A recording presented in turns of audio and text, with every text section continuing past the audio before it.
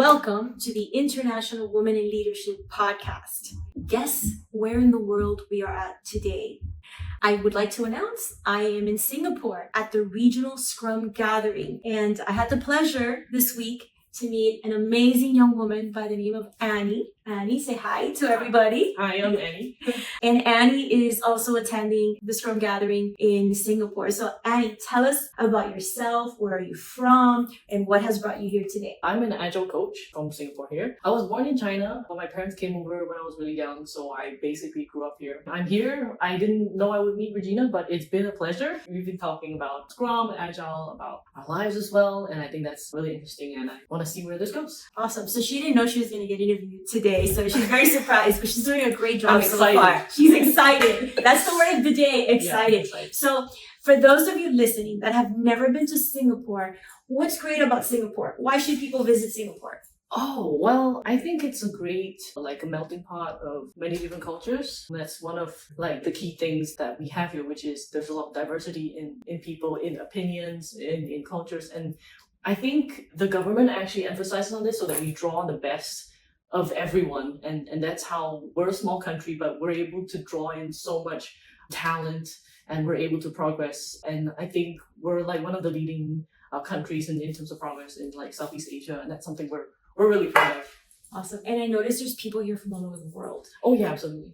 So the biggest cultures that have migrated to Singapore, what areas of the world? Migrated to Singapore, I think, obviously from around Asia, there's a lot who come here. They don't just work here, but they come here and they settle down and they basically move their lives here. And that's what we want because they bring with them that wealth of their culture. And we embrace that. So definitely Asia. I think we do attract a lot of Europeans as well. So Annie, tell me a little bit about you said you're an Agile coach today, right? Yep. So tell me a little bit what's your background? What did you study in school? And tell us about that.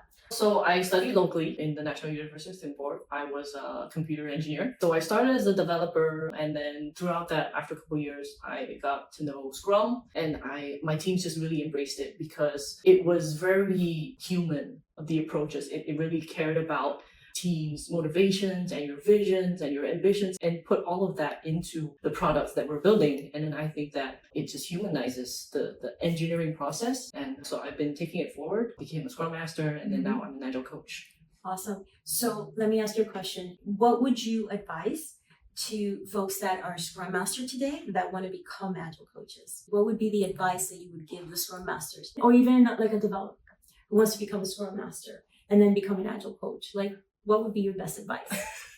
Well, for the developer, you're really focused on the problem at hand. So in order to become a Scrum Master and then subsequently Agile coach, is about expanding your perspective to include the ambitions of other people and what are their priorities, trying to understand what drives other people. And then once you make that connection, you're actually able to impact on a larger scale. And that's what Agile coaches do. Awesome. So the interest in the development of others, right? Mm-hmm. Which is what Scrum Masters and coaches do as well. So let me ask you a question. So you're a young woman professional, right? Living in Singapore. Mm-hmm. Can you share with us what are some of the challenges that professional women face in this part of the world? I think in Singapore, actually, it's not much of a problem that the gender doesn't really matter. It's really about your skills. So I think for women, it's really about knowing what is it that you want to achieve as a person, okay? And then putting that into your career, into your life, so the workplace will support you. How do the statistics look like of women in leadership roles versus men? What has been your experience here? So when I started as a developer, it was a 50-50 split. Mm-hmm. But I do notice that as it goes up, maybe women will be a little less. But I don't think it's anything to do with that the women are being discriminated against or any. So it's really about those women actually being able to choose, and they, let's say, have other priorities that they make. And that's why they choose not to go into leadership positions. But it's really not pressure or anything. It's really about the personal choice.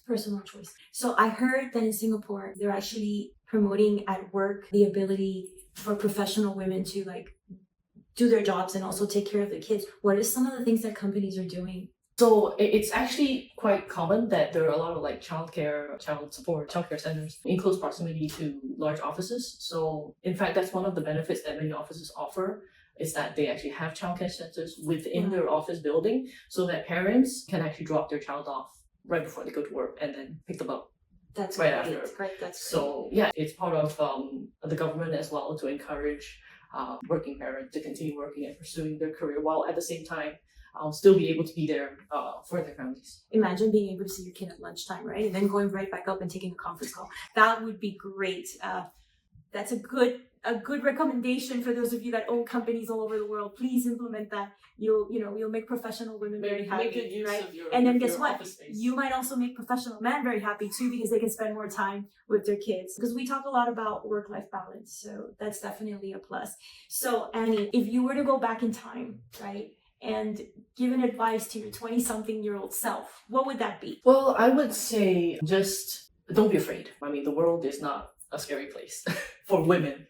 It's really about knowing who you are and just letting your personality shine through in the things that you do, and that will take you forward. Awesome. Beautifully said. You are an inspiration.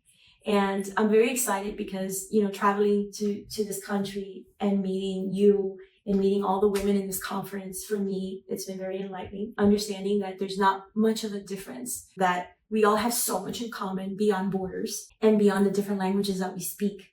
That we're women, we're strong, we're resilient, and we really care about our growth and supporting each other, which is the main thing. So thank you so much. I really appreciate it. It's been a pleasure. Yes. And thank you for everybody for listening in today. And we'll see you at our next podcast. Remember, I will empower, I will be strong, I will overcome, and I will be resilient. Thank you so much.